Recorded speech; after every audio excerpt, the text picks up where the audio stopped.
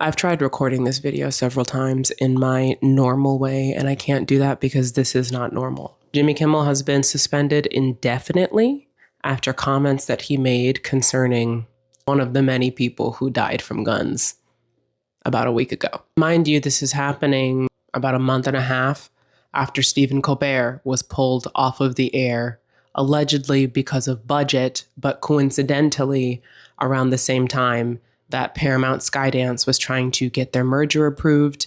And after they did that, they got their merger approved. FCC Chairman Brendan Carr, as well as the president, have both referenced how these networks are allegedly against the president, and if they do not clean up their rhetoric, they may lose their licenses. Direct quote from the president, "They give me only bad publicity. I think maybe their license should be taken away." Now you may be thinking, why does this matter? People don't even watch TV anymore. And first of all, that's not true. But second of all, it matters because broadcast television is technically free. You don't pay for it. You don't subscribe to it. As long as you have an antenna or some sort of way to tune into the broadcast, you can watch the broadcast. Otherwise, you may have to pay or subscribe, similar to cable. So if a network loses their broadcast license, they are losing their easy access to viewers. That means their ideas, their information has suddenly been paywalled and or made more difficult to access. It's a great way to suppress ideas. It's a great way to suppress the truth. I have to point out that this is happening at the same time that TikTok is being forced into American ownership and will very likely be purchased by Larry Ellison, a man who is a close ally to the current president. TikTok has 136 million Americans on it. To anchor that, there are 340 million Americans. So about 40%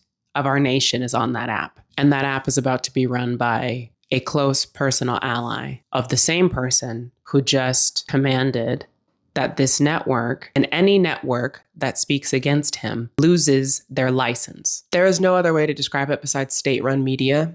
And there is a lot more coming down the Hollywood pipeline, which I'll be reporting on next week. Quote I love from Timothy Snyder: "Most of fascism is a bluff. I want you to think that they have more power, more bravery, and more allies than they actually do. They'll make empty threats, say things like, hey, if you talk bad about us, we'll take away your license. If you elect that man, we'll cut the funding." They don't have the license or the jurisdiction to do most of those things. What they're banking on is that your fear will make you obey in advance. If enough people obey in advance, then they can get enough people in power to go ahead and actually change the laws so that if they need to go ahead and do those things, now they can. And I know that things are very scary right now as we read people being canceled for sharing their very reasonable opinions. But what we have to keep in mind is that most people are not.